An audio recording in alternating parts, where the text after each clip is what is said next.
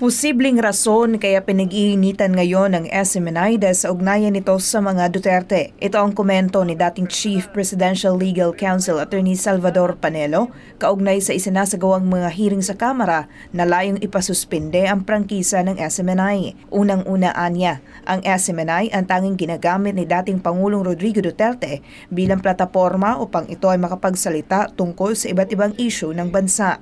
Ang nakikita natin, napag-iinitan ang SMNI saka si Pastor Siki Buloy sapagkat unang-una identified siya kay Presidente Rodrigo Roa Duterte. Ang anak naman ni FPRRD na si kasalukuyang Vice President Sara Duterte ay nakikitang isang malakas na katunggali sakaling tatakbo ito sa 2028 national elections bilang Pangulo.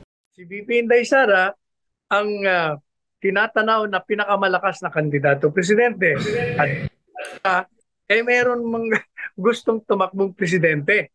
Kaya kailangan, ngayon pa lang, gigibain mo na ang VP Inday Sara, kaya inumpisa nila doon sa confidential and intelligence funds, tapos dinawit na itong si dating Pangulong Duterte, pati na yung sa ICC, gusto nilang bumalik dito, baka tayo'y maging miyembro ulit, at talagang gusto nila ipakulong. Matatandaan namang nag-umpisa ang pagsasagawa ng Kamara ng hearing laban sa SMNI nang tinanong ni Jeffrey K. Eric Celis, ang isa sa mga anchor ng network, kung totoo nga ba ang umano'y 1.8 billion pesos na travel expenses ni House Speaker Martin Romualdez sa loob ng isang taon. Pinabulaanan naman ito ng Kamara. Samantalang kaugnay ito ay ipinanawagan muli ni Attorney Panelo na huwag idamay ang SMNI kung may pagkakamali ang isa sa mga anchor nito dahil magkaiba ang network at ang anchors.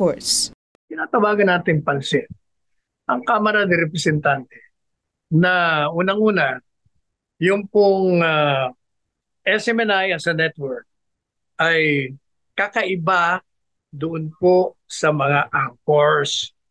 Kung nagkamali man ang anchors at sa tingin ninyo ay kayo'y siniraan kaugnay sa isang impormasyon na mali at kinalat sa publiko, meron po tayong mga batas para dyan.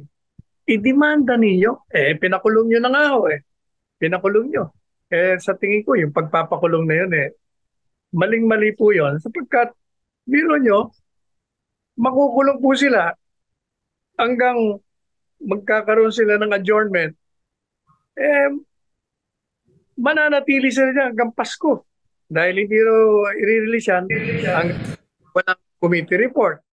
Para sa Diyos at sa Pilipinas, kung mahal, ako si Valdivina Gracia, SMNI News.